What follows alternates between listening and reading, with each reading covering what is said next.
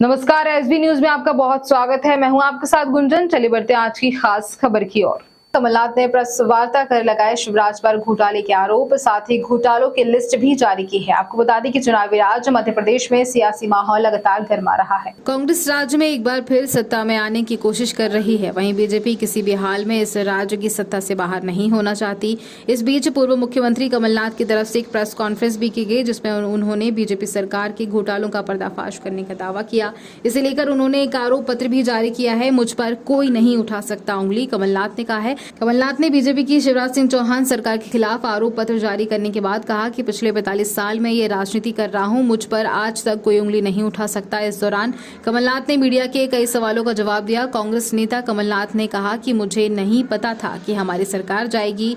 मैं जानता था कि जब ये सौदा शुरू हुआ था, मेरे पास विधायक आते थे और कहते थे कि मुझे इतना पैसा मिला है, लेकिन मैंने सौदा करने से इनकार कर दिया। मैं अपनी कुर्सी कभी भी सौदे से नहीं बचाऊंगा। मैंने विधायकों को कहा कि पैसा लो और अपनी मौज करो। कमलनाथ ने उनके खिलाफ दर्ज की गई एफआईआर को लेकर भी जवाब दिया। उन्होंने कहा कि इन्होंने गौशाला और महाकाल तक को नहीं छोड़ा। जनता का इस एफआईआर पर क्या रिएक्शन है, इसके बाद एक और टीवी पर आया है। सभी यहाँ पत्रकार बंधुओं, सबसे पहले मैं क्षमा प्रार्थी हूँ कि मुझे यहाँ आने में विलम्ब हुआ। 1000 से ज़्यादा लोग थे आज। रोज़ 400-500-600 लोग होते हैं, 700 होते हैं, आज 1000 से भी ज़्यादा थे। सब अपना, ये नहीं कि केवल टिकट या अपना आवेदन लाए हैं। अभी मैंने सुना इंदौर के करीब 500 लोग आए थे कि वो कैसे भ्रष्टाचार के शिकार हुए।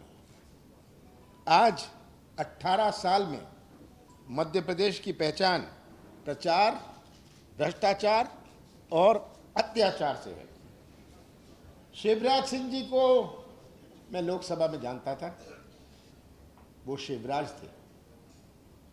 आज शिवराज नहीं रहे, ठगराज बन गए। जिनको मैं बड़े प्यार से शिवराज करके लोकसभा में 2007 तक मेरे ख्याल में पुकारता था, अब वही शिवराज ठगराज बन गए हैं।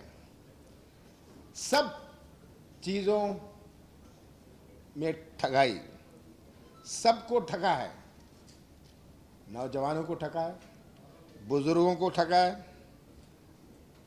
किसानों को ठगा है, व्यापारियों को ठगा है, शासकीय कर्मचारियों को ठगा है। और केवल पैसे से ठगना और भ्रष्टाचार ही नहीं है, पर ये भी हमें पहचानना है कि इनकी नीति और नियत भी ठगने वाली है। ये सबसे बड़ी बात है कि इस उनकी नियत और नीति से ये शुरुआत होती है। बच्चा होए, बुजुर्ग होए, ठगा गया। ये पूरा प्रदेश देख रहा है। इन्होंने हमारे महाकाल को भी नहीं छोड़ा, हमारे गौ माता को भी नहीं छोड़ा। आपने अभी लेटेस्ट पत्र पढ़ा है, गौ माता को नहीं छोड़ा, महाकाल को नहीं छोड़ा। और आज हर व्यक्ति प्रदेश का या तो भ्रष्टाचार का शिकार है या भ्रष्टाचार का गवाह। ये छिपी बात नहीं है। भ्रष्टाचार के गवाह हैं जो भ्रष्टाचार के शिकार नहीं है।